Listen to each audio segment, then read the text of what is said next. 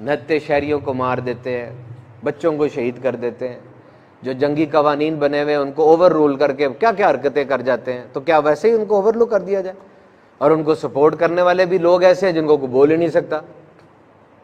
کون سا کنونشن، کون سا اصول، جس کی طاقت اس کی اخلاقیات اس کے اصول، بس تم کس اصول کی بات کرتے؟ جس کی معیشت اس کا اصول، بس یہ چل رہا ہے۔ تو کیا یہ لوگ چھوڑ دیے جائیں گے؟ یہ نہیں ہے، اصول نہیں ہے کائنات کا۔ موت کی تیاری کرنی چاہیے، اور اسلام ہمیں کیا سکھاتا ہے؟ دیکھو میں آپ سے ایک بات کرتا ہوں، مجھے ایک بات بتائیں، اگر آپ دیکھتے ہیں کہ ایک بچہ ایگزامینیشن سینٹر میں بیٹھا ہے، امتحان گاہ میں بیٹھا ہے اور پریشان بیٹھا ہے، آپ کیا سمجھیں گے؟ مجھے بتائیں۔ کس نے تیاری نہیں کی، اس کو امتحان آتا نہیں ہے، اس کو سلیبس دیا گیا تھا، اس نے سوال تیار نہیں کیے، اب اس کو سوال نہیں آ رہا، یہ پریشان بیٹھا ہے، ایسا ہی ہے نا؟ اب میں تمہیں ایک امتحان گاہ کا بتاتا ہوں، ایک ایگزامینیشن سینٹر کا بتاتا ہوں، اس کا نام ہے قبر، اور یہ وہ ہے جس سے نبی پاک صلی اللہ علیہ وسلم بھی پناہ مانگا کرتے تھے۔ اے اللہ میں قبر کے فتنے سے، دجال کے فتنے سے، زندگی اور موت کے فتنے سے اور جہنم کی گرمی سے تجھ سے پناہ مانگتا ہوں۔ یاد رکھنا یہ تعلیم امت کے لیے تھا۔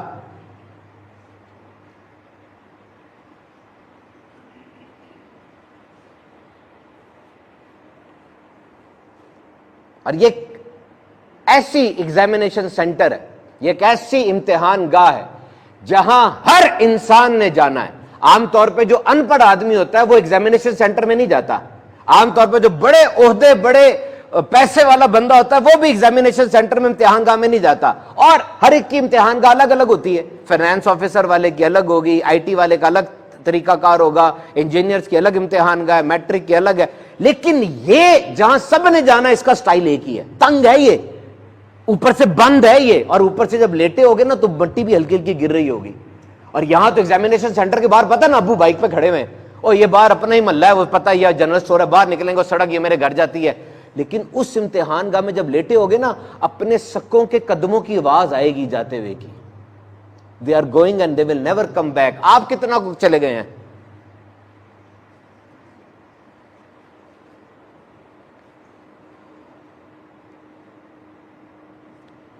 اور دنیا کے امتحان کی بھی ایک ٹینشن ہوتی ہے، ٹینشن ہے نا؟ اندر وہ جو امتحانی مرکز ہوتا ہے اس کا اندھیرا، لائٹ جل رہی ہے کہ نہیں جل رہی، ڈر ڈر سا لگ رہا ہوتا ہے، پھر اچانک دروازہ کھلتا ہے، ممتحن اندر آتا ہے، انویجیلیٹر آتا ہے، امتحان لینے والا، اس کے ہاتھ میں خاکی لفافہ تھا نا جس کے اندر پیپر پڑے ہوتے تھے، دیکھ کے ڈر سا لگتا ہے کہ یار، لیکن ہوتا تو اپنا انکل ہی ہے نا، وہ انکل ہی ہے نا، ہمارے سر ہیں، ٹیچر ہیں۔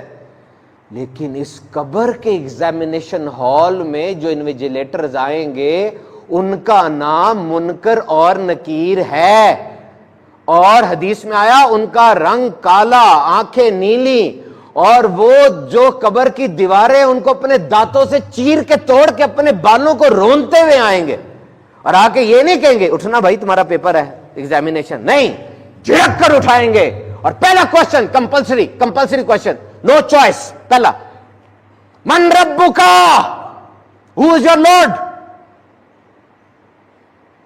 تو جب تیاری کا موقع ملا ہے، کوئی جاننے پہچاننے کی کوشش کی ہے تمہارا رب کون ہے؟ کوئی تعلق بنایا ہے؟